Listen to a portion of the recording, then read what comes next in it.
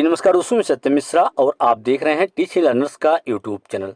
दोस्तों आज सीटेट जुलाई EVS practice set number 4 है या कहें 4 नंबर का प्रैक्टिस सेट है जो कि आपके सीटेट जुलाई परीक्षा के लिए अति महत्वपूर्ण है। और उसके साथ साथ जो भी आपके टीचिंग एग्जाम्स होते हैं जहां पे ईवीएस पूछा जाता है या पर्यावरण अध्ययन जो है इन्वायरमेंट स्टडीज़ से प्रश्न पूछे जाते हैं तो उसके लिए महत्वपूर्ण है।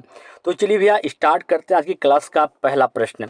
बिल्कुल आपके सामने पहला प्रश्न जो है वो आने वाला है और बिल्कुल यह कहें तो बिल्कुल अच्छा प्रश्न है और पिछले एग्जाम्स में पूछा गया है और आगे भी आने की संभावनाएं हैं। ठीक है, मैं एक एग्ज़ाम की बात नहीं कर रहा हूँ कि सिर्फ सीटेट जुलाई की जो भी परीक्षाएं होंगी टीचिंग एग्जाम से रिलेटेड हर एक परीक्षा के लिए महत्वपूर्ण है।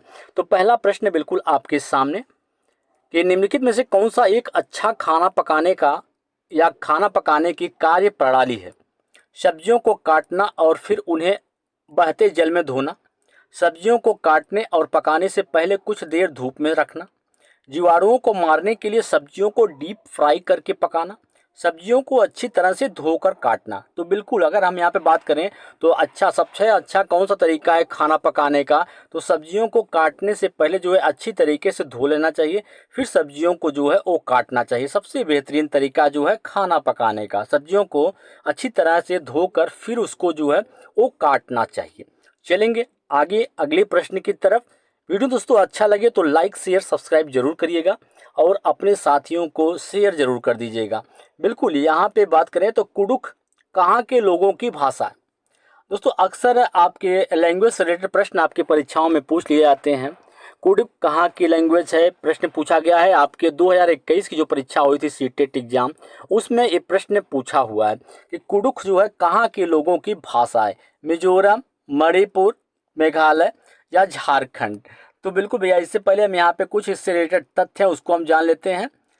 बिल्कुल कुडुख, देखिए यहाँ पे कुडुख है क्या, यह झारखंड के जंगल में रहने वाले लोगों का एक विशेष प्रकार का जो है उस समुदाय होता है।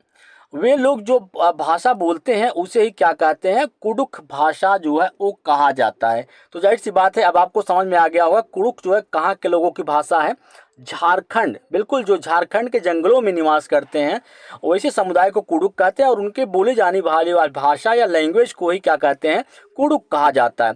बिल्कुल अब बात आती है कि आदिवासी लोग कौन से होते हैं। जो लोग जंगल में रहते हैं वे लोग क्या कहलाते हैं, वे आदिवासी लोग जो हैं वो कहलाते हैं। वे बहुत ही साधारण जीवन बीतते हैं और अपने अस्तित्व के लिए जंगल पर जो है निर्भर रहते हैं। जाहिर सी बात है कि आदिवासी लोग जो हैं वो जंगल पे ही डिपेंड रहते हैं। उनका पूरा दोस्तों हर एक व्यवसाय कहें तो या खाने पीने की व्यवस्था हर चीज़ें जो है डिपेंड होती हैं जंगल के ऊपर ही। इसके अलावा उनकी अगर भाषा की बात करें, भाषा उत्तरी बांग्लादेश, नेपाल और भूटान के कुछ हिस्सों में भी जो है ये बोली जाती है। भाषा की जो लिपि है वो देवनागरी है। यह हिंदी और संस्कृत के लिए प्रयुक्त लिपियां हैं। बिल्कुल अगर बात करें तो जो भाषा कुडुख बोली जाती है उसको लिपि क्या है, देवनागरी लिपि है और यह हिंदी और संस्कृत के लिए भी प्रयुक्त होने वाली लिपि जो है।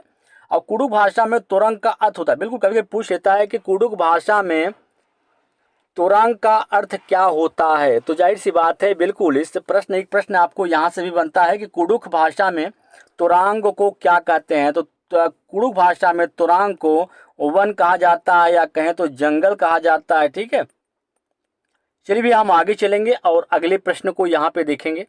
अगला प्रश्न है उससे पहले और जान लीजिए कि मिजोरम में कौन सी बोली बोली जाती है।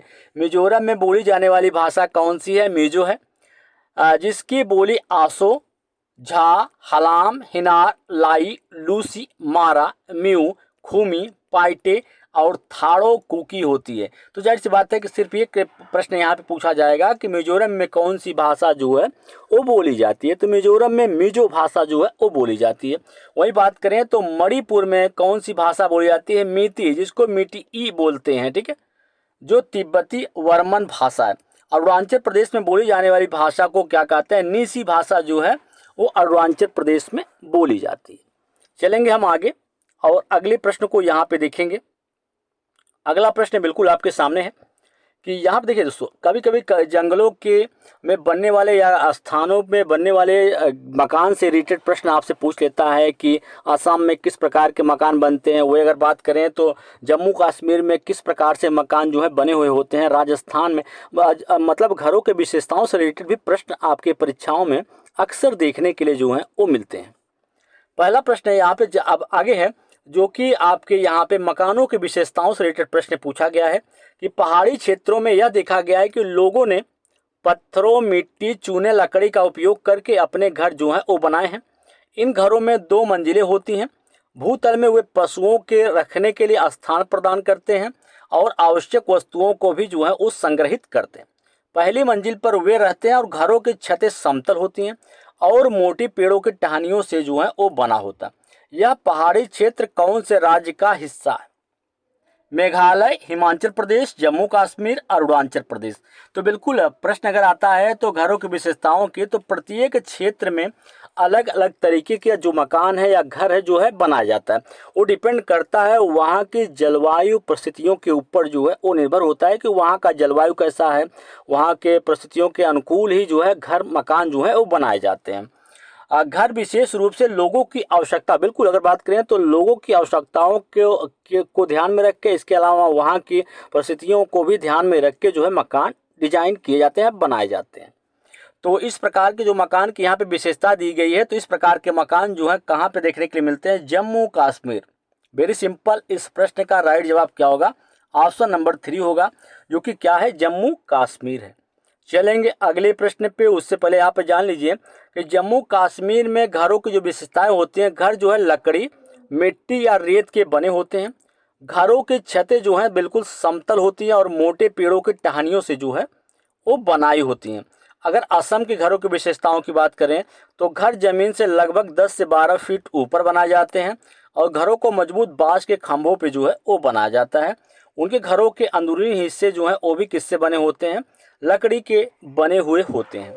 देखिए, इससे भी प्रश्न आपके परीक्षा में पूछा जाता है कि असम के घरों की विशेषताएं आपको पता होना चाहिए। जब पूछ लिया जाए कि घर वो वे कहाँ के मकान हो सकते हैं जहाँ पे घर जो है लगभग ज़मीन से 10 से 12 फीट ऊंचाई पे बनाए जाएं, तो असम के घरों की विशेषता होती है क्योंकि वहाँ पे बारिश जो है वो अधिक होती है।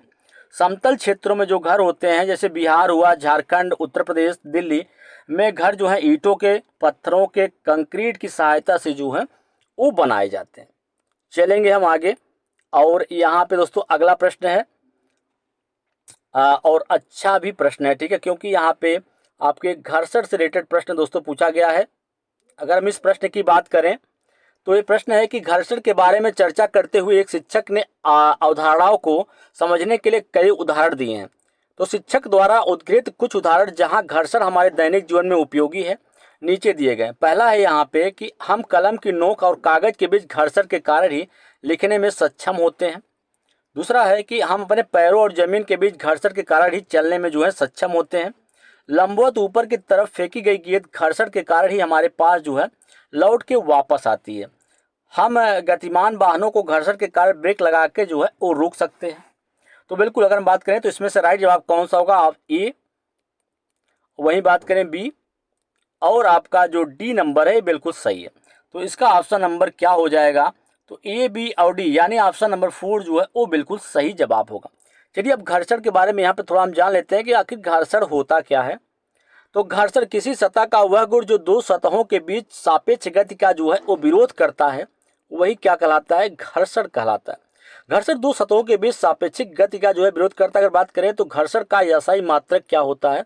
न्यूटन होता है, इसका एसआई मात्रक होता है। चलिए आगे यहाँ पे बिल्कुल अगर बात करें तो यह एक दूसरे के संपर्क में सतहों के बीच जो है गति का विरोध करता है। इससे वस्तु के वेग में जो है वो कमी आती है। यह सतहों की प्रकृति पर निर्भर करता है कि जो सतह है वो किस टाइप की है। जाहिर सी बात है कि अगर सतह जो है फिसलर वाली रहेगी तो आदमी उस पर फिसल जाएगा, कितना भी घर्षण जो है वहाँ पे रहे, ठीक है। बिल्कुल वहाँ पे सतहों की प्रकृति पर भी निर्भर करता है। और हम कलम की नोक और कागज के बीच घर्षण के कारण ही लिखने में सक्षम होते हैं।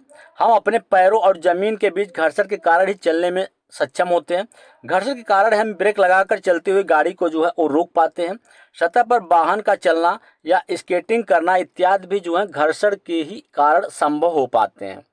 चलिए हम आगे चलेंगे और यहाँ पे अगला जो प्रश्न है उसको यहाँ पे देखेंगे कि IEEP का पूर्ण रूप क्या होता है। अंतर्राष्ट्रीय पर्यावरण शिक्षा परियोजना, अंतर्राष्ट्रीय पर्यावरण शिक्षा कार्यक्रम, भारतीय पर्यावरण शिक्षा परियोजना। तो भारतीय पर्यावरण शिक्षा कार्यक्रम तो इंटरनेशनल इन्वायरमेंटल एजुकेशन प्रोग्राम जो होता है इसका फुल फॉर्म होता है। तो राइट बात है कि ऑप्शन नंबर जो सेकंड है इसका राइट जवाब होगा।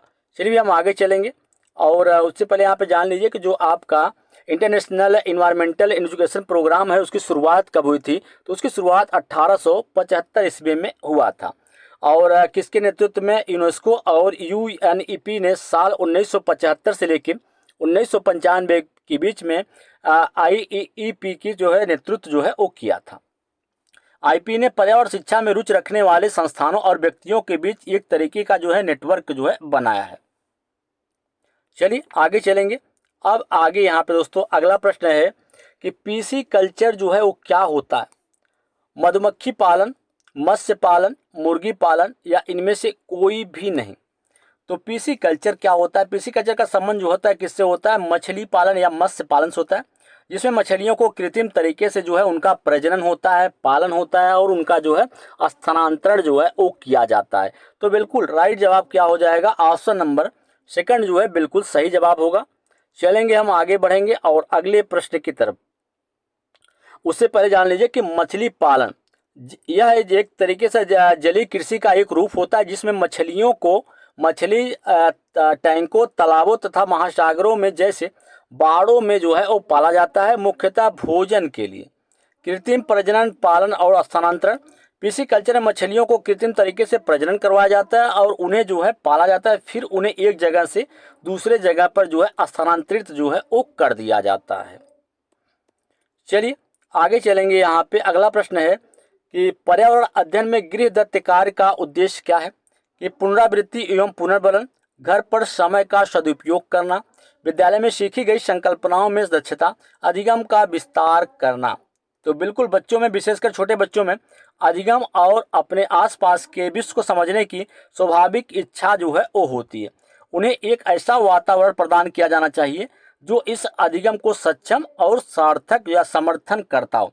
तो राष्ट्रीय पाठ्यचर्या की रूपरेखा 2005 जिसको NCF 2005 के नाम से जानता है, इसकी विशेषता होती है कि साथ ही साथ अवसर की जो है वो पहचान करना, तो अधिगम विस्तार करना। ठीक है, तो राइट जवाब ऑप्शन नंबर 4 जो है इसका राइट जवाब होगा। तो भैया उसके आगे जान लीजिए कि गृहदत्त कार्य का मेन उद्देश्य क्या होता है। कि बच्चों घर में भी कक्षा की बिल्कुल बच्चे घर में भी कक्षा में पढ़ाई गई संकल्पनाओं से जो है जुड़ रहे रहते हैं और अधिगम की प्रक्रिया केवल कक्षा तक ही सीमित नहीं रहती है। गृहदत्त कार्य अधिगम की सतत प्रक्रिया को क्या करता है, बढ़ाता है और गृहदत्त कार्य अधिगम के विस्तार के रूप में कार्य करते हैं, जहां बच्चे सीखे गए ज्ञान को घर पर दत्त कार्यों को हल करने के लिए जो है वो लागू कर सकते हैं। चलिए आगे चलेंगे। अगला प्रश्न है यहाँ पे कि पर्यावरण अध्ययन के शिक्षक के रूप में चिड़ियाघर भ्रमण का आयोजन करने का मुख्य उद्देश्य होना चाहिए। शिक्षा की गुणवत्ता के बारे में अभिभावकों को संतुष्ट करना, शिक्षार्थियों को आनंद और मजा उपलब्ध कराना, नित्य शिक्षण कार्यक्रम की एक रास्ता को बदलना, शिक्षार्थियों को सक्रिय अधिगम अनुभव जो है वो उपलब्ध करवाना। तो पर्यावरण अध्ययन के शिक्षक के रूप में चिड़ियाघर के भ्रमण का आयोजन करने का मुख्य उद्देश्य क्या होता है। कि EVS शिक्षण अधिगम प्रक्रिया का मुख्य उद्देश्य होता है कि बच्चों को प्राकृतिक, सामाजिक और सांस्कृतिक वातावरण के बारे में जो है उनको जागरूक किया जाए या उनमें जो है जागरूकता विकसित करके पर्यावरण के बारे में सीखने में जो है उनको सक्षम बनाना। तो शिक्षार्थियों को सक्रिय अधिगम अनुभव जो है वो उपलब्ध करवाना। तो जाहिर सी बात है कि जब बच्चा जो है चिड़ियाघर में जाएगा तो वहाँ पे जानवरों से या उनको देखेगा और उनसे जो है जुड़ने की कोशिश करेगा और उनके बारे में अधिक से अधिक जो है जानकारी जानने की भी कोशिश जो है करेगा। तो जिससे बच्चे का अधिगम जो है वो होगा, मतलब उसकी जो सीखने की क्षमता या सीखना है वो ज़्यादा उसमें विकास होगा। चलिए जान लीजिए कि शिक्षक जो है, बिल्कुल शिक्षक अगर बात करें तो शिक्षक अक्सर जो है शिक्षार्थियों को या विद्यार्थियों को चिड़ियाघर के क्षेत्र भ्रमण को छात्रों के जानवरों का निरीक्षण करने और वन्य जीवों के साथ जुड़ाव महसूस करने का एक शानदार तरीका जो है मानते हैं। उसी कारण वो हर बार जो है बच्चों को चिड़ियाघर घुमाने की जो है योजना बनाते हैं। लुप्त प्राय प्रजातियों की रक्षा के लिए संरक्षण के प्रयासों में सक्रिय रूप से लगे हुए और अक्सर शैक्षिक कार्यक्रम भी जो है पेश किए जाते हैं। नया सीखने का माहौल बनाते हैं और क्षेत्र भ्रमण भी छात्रों को कक्षा के बाहर सीखने की जो है वो अनुमति देता है। और एनसीएफ यही कहता है कि शिक्षा जो भी कराई जाए बच्चों को विद्यालय के बाहर के दुनिया से जो है जोड़ के उनको जो है वो सिखाया जाए। छात्र दृश्य सीखने वाले होते हैं और एक क्षेत्र भ्रमण उन्हें सक्रिय रूप से सीखने, चीज़ों को छूने या चीज़ों को महसूस करने और उन्हें सुनने की जो है क्षमता देता है और वे क्या सीख रहे हैं इसकी भी जानकारी जो है वो प्राप्त होती है।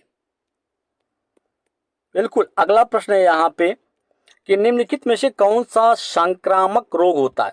मधुमेह होता है, दिल का दौरा, अति तनाव या डिप्थीरिया? तो बिल्कुल अगर बात करें तो डिप्थीरिया हुआ, खसरा हुआ, हैजा, टाइफाइड, क्षय रोग, काली खांसी, चेचक, इन्फ्लुएंजा, हेपेटाइटिस, एड्स जैसे रोग संक्रामक रोग होते हैं। ये रोग जो होते हैं जीवाणुओं, विषाणुओं, कृमि या प्रोटोजोआ जैसे रोग जनक सूक्ष्म जीवों में जो है होते हैं और इन्हीं के द्वारा जो है एक से दूसरे में जो है वो चले जाते हैं। ठीक है, तो इसका राइट जवाब कौन सा होगा? डिप्थीरिया, क्योंकि मधुमेह, दिल का दौरा या अति तनाव जो है ये सब संक्रामक रोग नहीं है। और डिप्थीरिया हुआ, काली खांसी हुआ, हैजा, टाइफाइड, क्षय रोग, ये सभी क्या होते हैं? आपके संक्रामक रोग होते हैं। बिल्कुल, यहाँ पे जान लीजिए कि डिप्थीरिया एक प्रकार से एक तीव्र और अत्यधिक संक्रामक रोग जो है जीवाणु रोग होता है, जीवाणुओं से होने वाला रोग होता है। डिप्थीरिया एक तीव्र और अत्यधिक संक्रामक रोग होता है। खसरा एक वायु जनित रोग होता है जो खसरा वायरस के कारण जो है हो जाता है। हैजा हुआ, टाइफाइड बैक्टीरिया से होने वाले रोग होते हैं। वहीं काला ज्वर की बात करें तो काला ज्वर जो होता है प्रोटोजोआ लिथमेनिया से होने वाला रोग है। चलिए आगे और अगले प्रश्न की तरफ बढ़ेंगे। यहाँ पे अगला प्रश्न है यहाँ पे कि वे जानवर जो रात में जागते हैं वो वस्तुओं को डैश के रूप में देख सकते हैं? सभी रंगों में, केवल काले और सफ़ेद रंगों में, केवल हरे रंग में या केवल लाल रंग में? तो वे जानवर जो रात्रिचर होते हैं, रात में जागते हैं, वो चीज़ों को केवल काले और सफ़ेद रंगों में ही जो है वो देख पाते हैं। देखो जान लीजिए कि कुछ जानवर दिन में सक्रिय होते हैं, वही कुछ जानवर ऐसे होते हैं जो रात में सक्रिय होते हैं। तो जो जानवर रात में सक्रिय होते हैं उन्हें निशाचर कहा जाता है।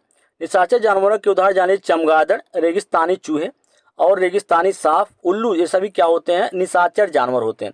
रेगिस्तान में रहने वाले जानवर आमतौर पर दिन में भीषण गर्मी से बचने के लिए रात का जो है समय चूज करते हैं।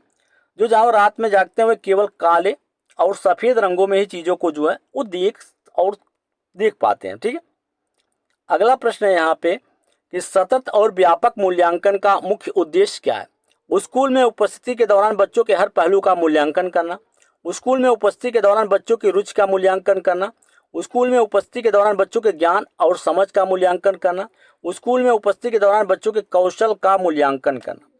सतत और व्यापक मूल्यांकन की अगर हम बात करें तो इसका मुख्य उद्देश्य होता है छात्रों के समग्र विकास को जो है वो बढ़ावा देना। इसके जरिए छात्रों को शारीरिक, मानसिक, भावनात्मक और सामाजिक रूप से विकसित करने में मदद जो है मिलती है। और यहाँ पे सतत और व्यापक मूल्यांकन के जरिए छात्रों के जीवन कौशल भी जो है वो सिखाए जाते हैं। तो स्कूल में उपस्थिति के दौरान बच्चे के कौशल का मूल्यांकन करना। ठीक है, तो बिल्कुल राइट जवाब होगा ऑप्शन नंबर आपका इसका 4 जो है बिल्कुल सही जवाब होगा। चलिए हम आगे चलेंगे और यहाँ पे उससे पहले जान लीजिए कि CCE के मुख्य उद्देश्य क्या है? कि छात्रों की रुचि, शौक और व्यक्तित्व को विकसित करना, छात्रों को जीवन कौशल सिखाना, छात्रों को सामाजिक कौशल सिखाना या छात्रों को मुकाबला कौशल सिखाना। ठीक है, छात्रों के आत्मविश्वास को बढ़ाना और उसका जो है दबाव को कम करना। चलिए आगे चलेंगे और अगला प्रश्न है यहाँ पे कि माउंट एवरेस्ट एक भाग कहाँ पे स्थित है? म्यांमार में, भारत, नेपाल, तिब्बत। तो माउंट एवरेस्ट का एक हिस्सा जो है कहाँ पे स्थित है? नेपाल में। माउंट एवरेस्ट हिमालय पर्वत श्रृंखला का एक हिस्सा है और यह नेपाल और तिब्बत की सीमा पर जो है वो स्थित है। यह महालंगुर पर्वत श्रृंखला का भी हिस्सा है। माउंट एवरेस्ट दुनिया का सबसे ऊंचा पर्वत जो है वो है। ठीक है, अगर बात करें तो माउंट एवरेस्ट दुनिया का सबसे ऊंचा पर्वत है और जिसकी अगर बात करें तो समुद्र तल से ऊंचाई 8,840। इसे नेपाल में सागरमाथा और तिब्बत में चोमुलुंगमा के नाम से जो है जाना जाता है। इसका नाम भारत की एक महासर्वेक्षक जॉर्ज एवरेस्ट के नाम पे जो है वो रखा गया था।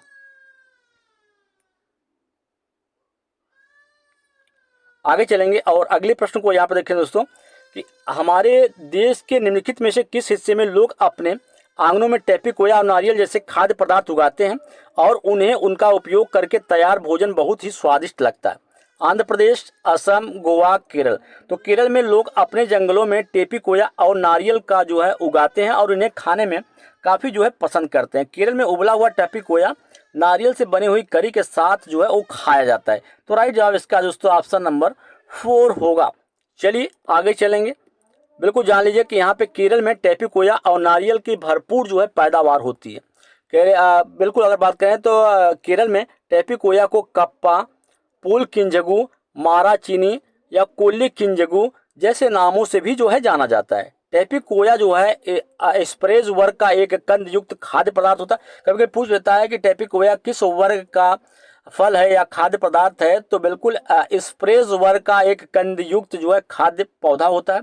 टेपीकोया की कंद युक्त जड़ों का इस्तेमाल सब्जियों के लिए, आटे बनाने और मादक पेय पदार्थों को बनाने के लिए जो है इसका इस्तेमाल जो है वो किया जाता है। टेपीकोया की खेती जो है पूरे उष्णकटिबंधीय प्रदेशों में जो है वो होती है।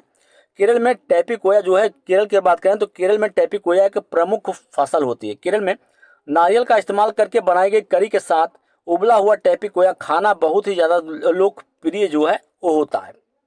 चलिए भैया आगे चलेंगे और यहाँ पे अगला प्रश्न है कि केचुए को किसान का मित्र मानता है, इसके लिए निम्नलिखित में से सही कथन का चयन कीजिए। केचुए मृत पत्तियों पौधों को खाते हैं और उनके गिरने से खाद बनती है। केचुए खरपतवार खाते हैं और मुख्य फसल को बचाते हैं। केचुए नीचे खुदाई करके मिट्टी को नरम करते हैं। खुदाई से मिट्टी में हवा पानी आसानी से जो है वो चला जाता है। तो इसके राइट जवाब 1, 3, 4। तो बिल्कुल इसका राइट जवाब ऑप्शन नंबर 3 जो है वो बिल्कुल सेकंड नंबर का जो है बिल्कुल सही जवाब होगा।